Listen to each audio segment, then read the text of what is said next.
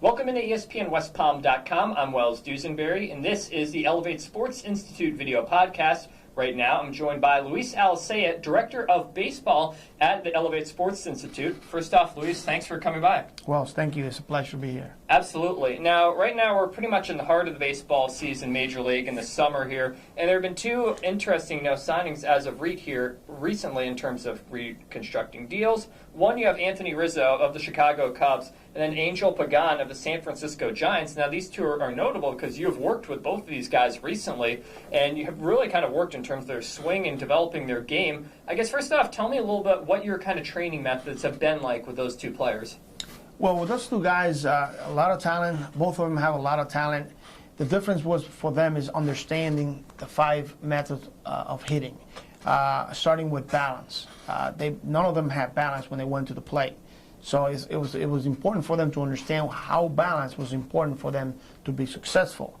Then on top of that, then we need to talk about staying square. Staying square, what I mean staying square is when you're looking at a home plate and you see 2 batter's boxes. There's 2 lines, so you have to stand. Your body and your hips, and your knees have to be parallel with those lines in order to have increase your plate coverage.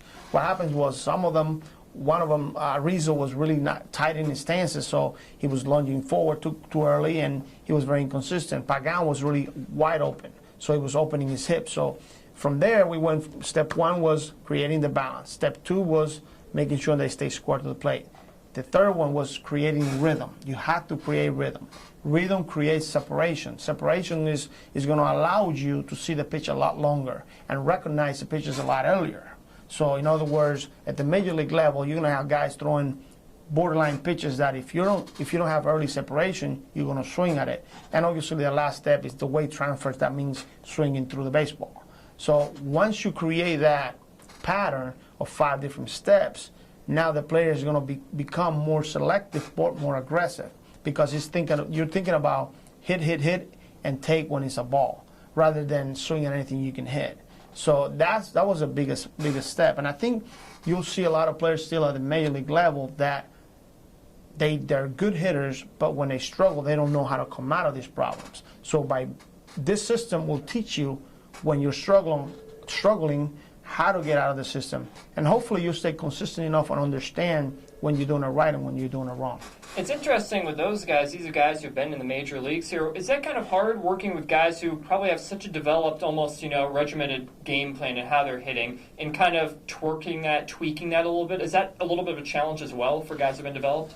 Guys in the big leagues make adjustments every day. I mean, it's a game of adjustments. I've learned this. I played 6-7 years in the major leagues before I became in touch with the hitting instructor for the Rangers, and he had great success. Now, it took me a month in spring training to really learn this, because you've done it wrong, or you've done it your way so many times that's the only way you think is right. But once you understand what he's trying to teach you, then your game takes off from there. My better years were later in my career because I understood the system. And I think as a major league football player today, I watch guys on television and I'm still able to say, oh, this guy does this, he'll become a better hitter. There's a lot of talent out there. There's a lot of great talented hitters, great ball players. The problem is when they struggle, how are they going to come out of it? Because they're still searching. They want to have the magical pill. They want to have that magical word to say, I'm a great hitter. I want to find it. And it's just in the system. Do you find most guys are receptive to new techniques? Do you have some guys who are so set and saying, it's just a slump, I'll get out of it? Are most guys receptive towards, Younger players will do that, because younger players are afraid to make changes, because even though they're failing, they're comfortable failing. So the biggest challenge for a younger player is to understand, hey, it might feel right, it might feel good, but I'm not getting results. Now, how am I going to become consistent? The key word in this thing is being consistent. I think everybody knows how difficult hitting is. You're successful 30% of the time. So that 30%, you means you're going to fail 70% of the time. But going to the play understanding that at least you got a chance of hitting every pitch he throws, or at least 90% of the pitches you're going to face.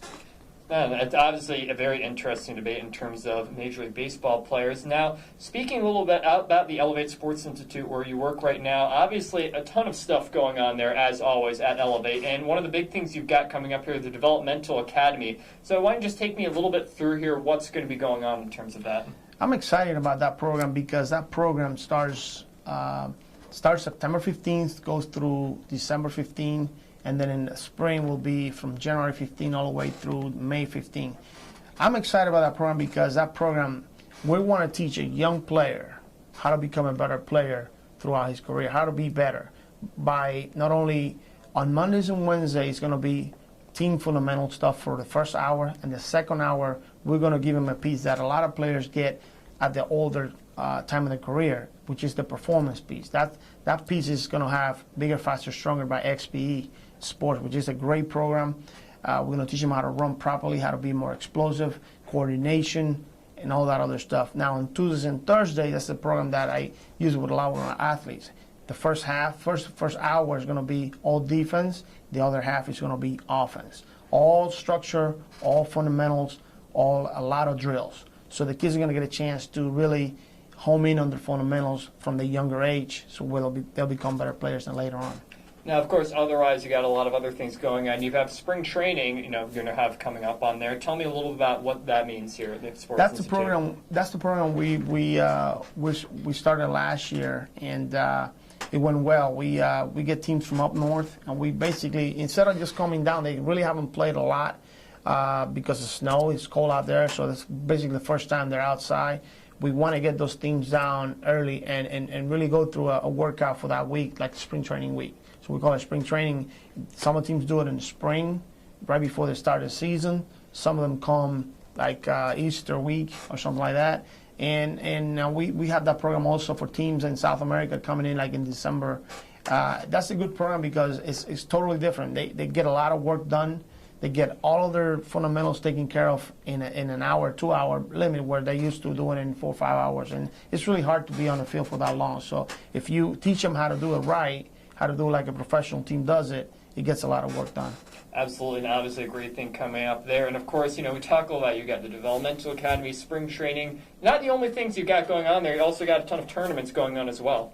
Tournaments are good. I mean, it gives us a chance to expose our players more. Gives them opportunities to play against a different competition, and as well for us to see the chance to see another player from other teams. We have tournaments in this October, November, and December, and as well as January and February next year. We also have a college showcase coming up in November 9th, the week of November 9th, and that's good because our job in our academy is to make sure those kids get to the next level.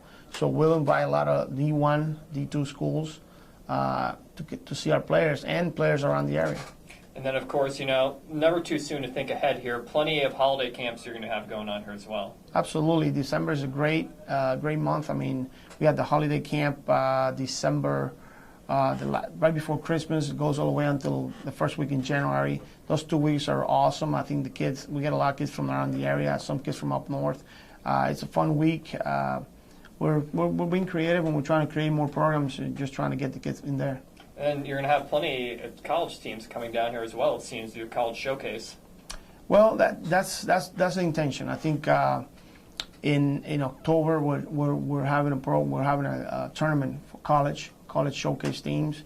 We're doing it in Fenway in Sergio, and the newest location we just got, I think in Lantana Field, we'll be able to run more tournaments out there. So it's going to be a busy year for us. And of course, last but of course not least here, you've got your academy here, which is pretty much the crown jewel. Tell people why if you're an aspiring young baseball player, why should you be going to the ELEV Sports Institute? You're going to have the best of both worlds, academics and athletics.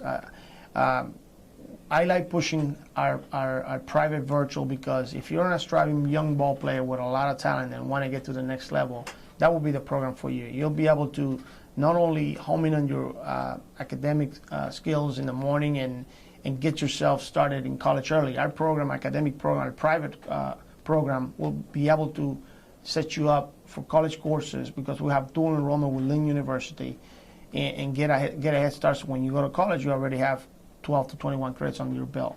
The beautiful part about this program is that we're able to help the kids with GPAs, SATs, TOEFLs.